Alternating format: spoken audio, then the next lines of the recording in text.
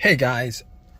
All right. So if you guys are in this situation like I was a couple of days ago, I just want to tell you guys how you guys can get your car started. So basically this situation is a crank no start issue.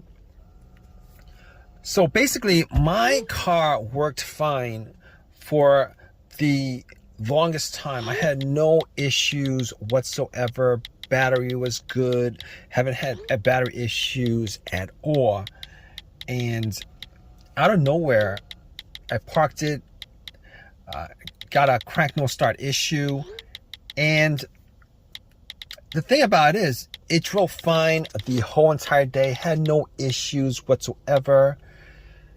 I went to a bunch of places. I drove it to the store, to the pet shop. I even got a couple of goldfishes when this occurred. It was pretty much at the end of the day. All right. Got some goldfishes at PetSmart. Went to a CVS to pick up something to drink. And got back out. Tried to start my car. And all I got was a crank, but it would not run. Crank, it would not run. Crank, it would not run. And I tried to start it multiple times. So I was a little bit worried because it's very, very, very warm out. And probably like in the mid 90s. Had some goldfish in a bag.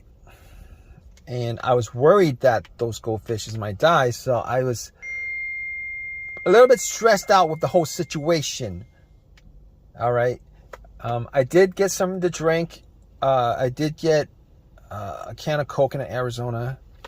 And they were kind of cold. So I actually put it in the bag where the goldfish were and hoping that the goldfishes would survive. But that's neither here nor there. And so I turned on my headlights, all right, just to see whether it could be a battery issue because the battery was never changed. I did not know the condition of the battery or how old the battery was. Did not know the condition of the battery terminals, etc., etc. But I know that I didn't have any issues previous to this. I turned on my headlights, went out, checked. The headlights were very, very bright. The cranks were very, very strong. It wasn't like it was struggling to crank. It wasn't like it was struggling to crank at all. It was very, very, the cranks were very, very strong. All right. Now, knowing from previous experiences, if the battery is weak, I would normally get a weak crank. Like it would try to start, but it wouldn't. And the more you crank it, the weaker it got till it just would not crank it on you because your battery's dead. However, I was getting strong cranks, but I had to eliminate the battery 100% in this situation because you never know, because there's like a lot of electrical parts in the car and you never know. All right. Well, you kind of know, but you never really know because when it comes to troubleshooting vehicles, I want to just go through down the list and just eliminate one after another, after another, after another. All right. So I actually got to the battery and I was looking at it. Now, I didn't know what shape the battery was in. It did look really old. The terminals were really dirty and the terminals were a little bit loose. So what I did was I took the terminals off. I got some paper towel. I took my Coke and poured it on the terminals, cleaned it up as best I could, and cleaned off a lot of the green, whitish stuff that was on there. Popped it back on, tried to start it, and did the same thing. Strong crank won't start. It didn't start. Strong crank didn't start. So I was thinking to myself, you know what? I was still getting a strong crank after like cranking it 7 times. And to me, that pretty much says that the battery is pretty good. Even though the battery looked kind of old, pretty old, but it was under the hood. It was the battery. After a while, if you put anything and not look at it after a while, you get dust on it and dirt and all that grime and all that stuff, right? So I was thinking to myself, 90% sure it's not the battery. I can't say 100%. You can never rule out, and you can't never rule that out unless you're able to get the car started, or are you able to test it out?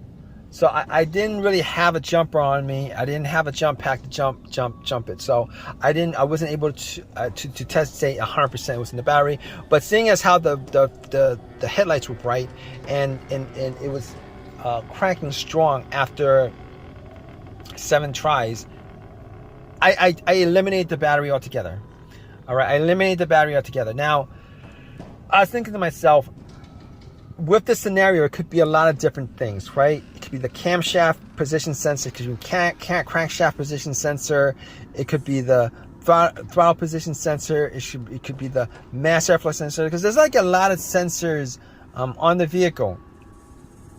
It could be a lot of different things.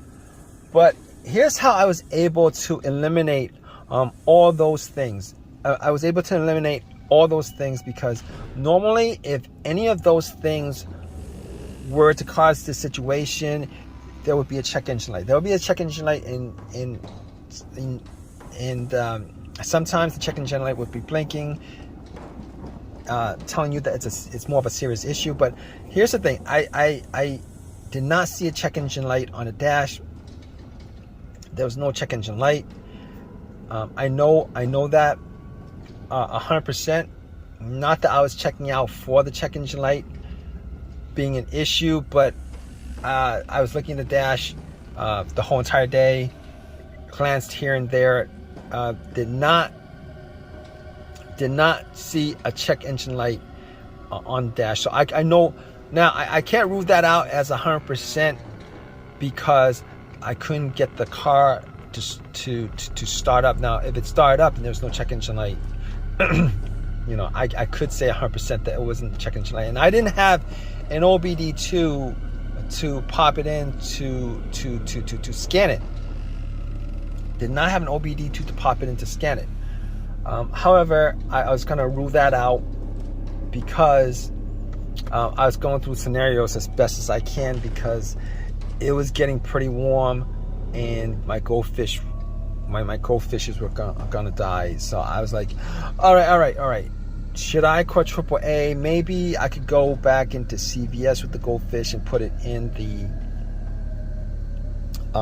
fridge, but I was like 20 minutes into that, and I had to get something. I had to get something. Well, I was hoping that it was an easy fix. Get something. All right, so I was like thinking to myself, what else could it be besides this? All right. So I checked out the fuses. All right. Checked out the fuses, made sure that, I didn't smell anything that was burnt. I didn't see anything kind of burning on the top of the fuses. And I looked at the fuses and everything looked good. Now, I didn't have a fuse tester to test it out, but just from eyesight, everything looked good. Smell test didn't look like anything burnt out. I did actually check a couple. I think I checked a couple of specific fuses. I'm not, but none of them looked like they were bad. All right. So at that point, I was thinking to myself, it could be the relays. It could be maybe the fuel pump relay, the fuel pump itself, the car's ECU that's the problem. And I got back into my car, and I thought to myself, well, could it be the fuel pump? And I tried turning on the car to the on, try to turn on to the on position, right? The position before the crank. I was trying to turn it on to the on position before the crank a couple of times just to see if I could hear, That really doesn't make any sense, but I tried to listen to the priming of the fuel pump. Now, the priming of the fuel pump will sound like a whizzing sound. All right, it would be a low hum whizzing sound because you can hear the motor just running. All right, it'll maybe run for like a second, maybe less than a second or two, whatever it is, and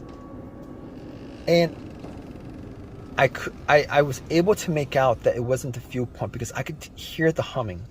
All right, maybe it was just me, but I could hear the humming. So I was like, you know what? That's probably not the issue. That's probably not the issue. So I was thinking to myself, what is it that could cause this? Because I was running out of troubleshooting ideas for this situation.